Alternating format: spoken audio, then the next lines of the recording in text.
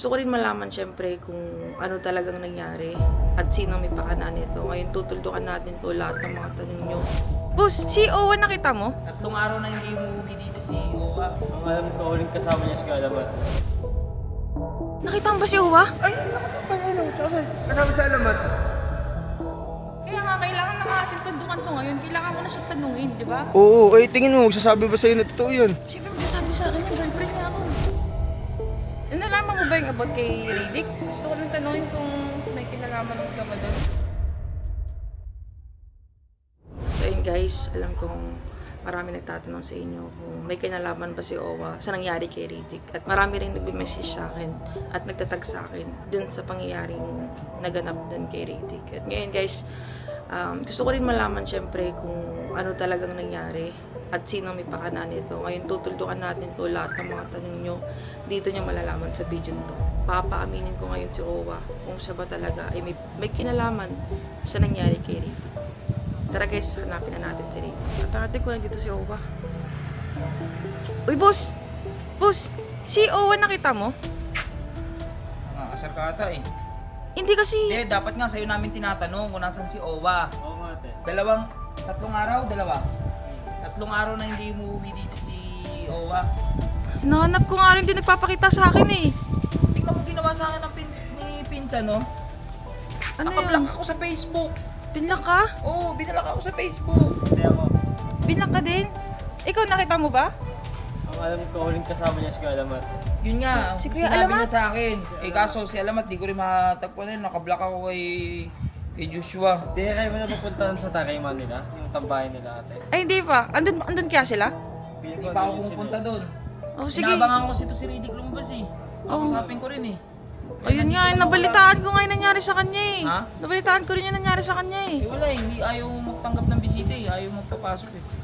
Sa bahay nila. Try mo na lang din doon sa ano nila.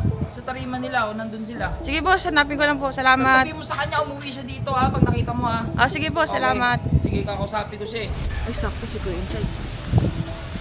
Pinsay! Pinsay! Uy, nakita mo ba si Owa? Ay, nakatapay ano, kasama sa alamat. Ano? Ay, oo nga. O bakit parang ano, problemado ka? Hindi alam ba yung nangyari kay Radic? Oo, pero ako kasi, kung ako tatanungin mo, hindi naman magagawa ni Boss Alamat tsaka ni Joshua yun. Yun din yung nasa isip ko. Eh ngayon ang dami kasi nagbe-message sa akin. Gusto ko nang tundukan to. Gusto ko nang tanungin talaga si Owa kung meron siyang kinalaman. Ako lang makakapagpaamin dun eh. Sa bagay, tsaka tanungin mo. Tama Tara, ako. oo. Oh, sige, sige. Tara, ayun o. Maganda, ikaw na talaga magsabi kasi malay mo. Ang dami rin kasing naghihinala na si Joshua, kakatawan daw ni Boss Alamat din. Kaya nga, kailangan na nga ating tundukan to ngayon. Kailangan ko na siyang tanungin, di ba? Oo, ay tingin mo, magsasabi ba sa'yo na totoo yun? Siyempre magsasabi sa akin yung girlfriend niya ako. Oo, tara. Ayun o. Owa! Ayan, gago. Nag-uusap yung dalawa. Baka mamaya madami ako ah. Kung magkasama sila. Mainit yung bulan ni Boss Alamat ngayon eh. Ayun o. G! Long time G ah. Ano? Kamusta? Kamusta? Nice lang. Go. Okay lang din ako. Ano eh, sana eh. May tatanong sana ako sa'yo eh. Gusto ko sana tanungin. Nalaman mo ba yung about kay Radic?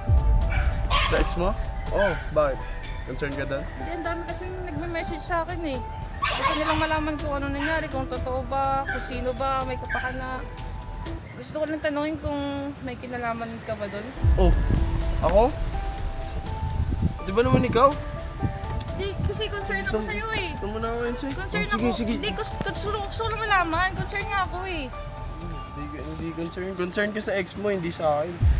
G, nagalit ata eh. Sabi ko sa'yo, may init sila ngayon eh. Kasi sana maintindihan mo sila kasi sila talaga yung pinagtinturo ng ibang tao eh. Malay mo naman, hindi talaga sila.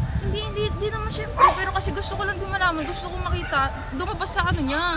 Sa bibig niya na hindi siya yung may pakana. Nililinas ko lang din yung pangalan niya.